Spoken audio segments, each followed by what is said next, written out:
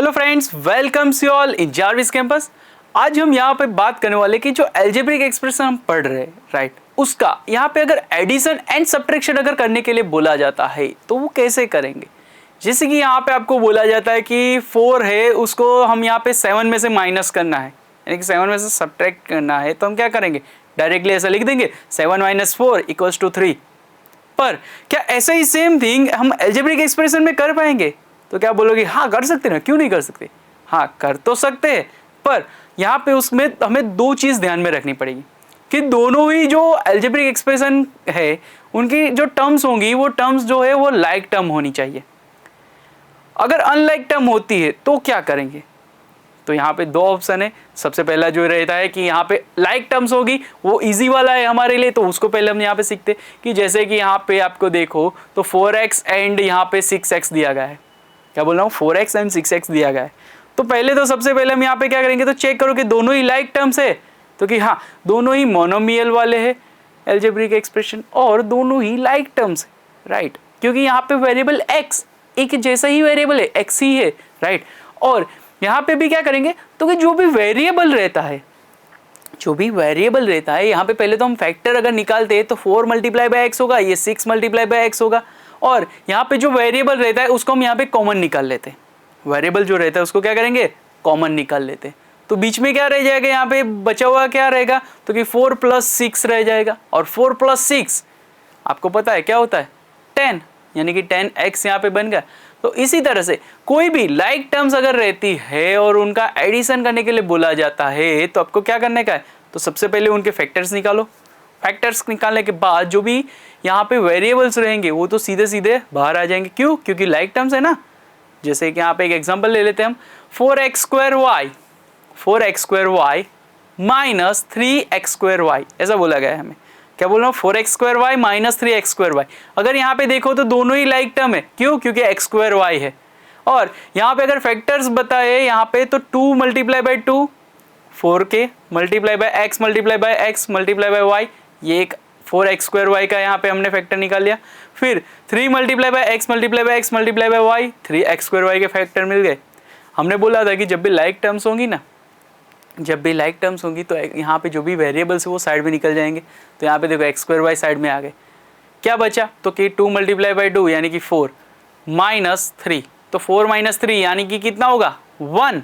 Yes, तो यानी कि यहाँ पे 1 × x² y हमारा आंसर रहेगा। अभी 1 जो है वो लिखो ना लिखो चलता है, यानी कि डायरेक्टली अगर x² y भी लिखा होगा तो उसको हम 1x² y ही बोलेंगे, राइट।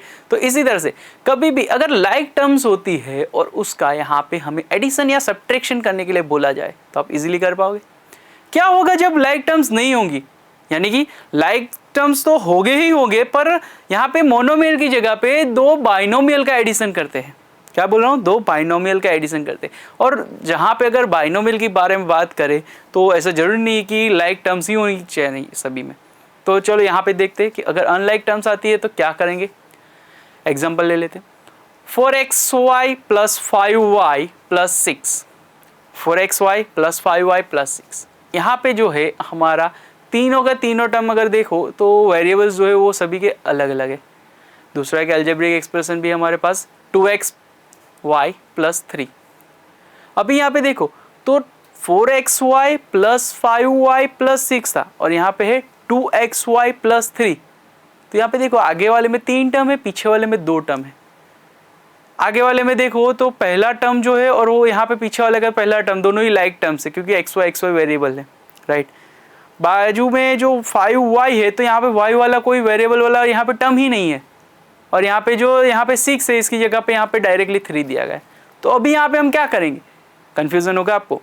तो कि जब भी ऐसे अनलाइक टर्म्स वाले एडिशन आते हैं तो हमें यहाँ पे ध्यान रखना है कि जो भी लाइक टर्म्स होंगी ना उनके अंदर लाइक टर्म्स उनको एक साथ पहले ले लेने का, जो भी अनलाइक टर्म्स होगी उनको सबको पीछे रख देने का। जैसे कि यहाँ पे दो एल्जेब्रिक एक्सप्रेशन दिए गए, 4xy है, यहाँ पे है 2xy, लाइक टर्म्स है दोनों को साथ में ले आओ। फिर यहाँ पे क्या दिया गया है, 5y है, नहीं है कोई बात नहीं, 5y को एज इट इज रखो। फिर है हमारे पास 6, यहाँ पे दूसरी तरफ था 3, दोनों को साथ में ले लो। क्यों दोनों को साथ में लिया, क्योंकि दोनों ही कांस्टेंट है, यहाँ पे कोई वेरिएबल है ही नहीं, यानी कि दोनों लाइक टर्म हो जाएगी। हर एक कांस्टेंट एक दूसरे के लिए लाइक टर्म ही बोला जाता है, राइट। तो अभी यहाँ पे देखो, तो अभी फैक्टर्स निकालने के लिए बोलूँ तो फैक्टर्स निकाले तो एक्स वाई यहाँ पे से कॉमन आ जाएगा, 5y एज इट इज़ रहेगा, और यहाँ पे तो डायरेक्टली है ना ये 6 और 3, कोई यहाँ पे वेरिएबल है ही नहीं, यानी कि 6 + 3 कर दो डायरेक्ट तो 9 आ जाएगा। पहला जो टर्म था हमारा यहाँ पे एक्स वाई, अगर हम कॉमन निकालते हैं तो ये क्या बचेगा, यहाँ पे 4 + 2 बचेगा, यानी कि 4 + 2 करते हैं तो कितना आएगा, 6xy हो जाएगा। यानी कि यहाँ पे एडिशन अगर करना चाहे तो हमारा एडिशन क्या होगा दोनों अलजेब्रिक एक्सप्रेशन का, 6xy + 5y + 6 + 3 9 बना था ना, राइट। तो यही था हमारा addition and subtraction of algebraic expression. यहाँ पे जैसे हमने एडिशन किया वैसे ही अगर सब्ट्रैक्शन लिखा जाता है यहाँ पे बीच में तो सब्ट्रैक्शन कर लेना था, राइट। उसमें कुछ डिफरेंट होता नहीं है, सिर्फ हमें यहाँ पे क्या ध्यान में रखना है कि जो भी लाइक टर्म्स होगी उनके बीच में ही एडिशन या तो सब्ट्रैक्शन होगा, अनलाइक टर्म्स के बीच में एडिशन या सब्ट्रैक्शन नहीं होगा। तो ये अगर ध्यान में रखते हो आप तो आपको इजीली कोई भी अलजेब्रिक एक्सप्रेशन दिया गया हो और उसका एडिशन और सब्ट्रैक्शन करने के लिए बोला जाता है तो आप इजीली उसको ऐड और सब्ट्रैक्ट कर पाओगे। Thank you.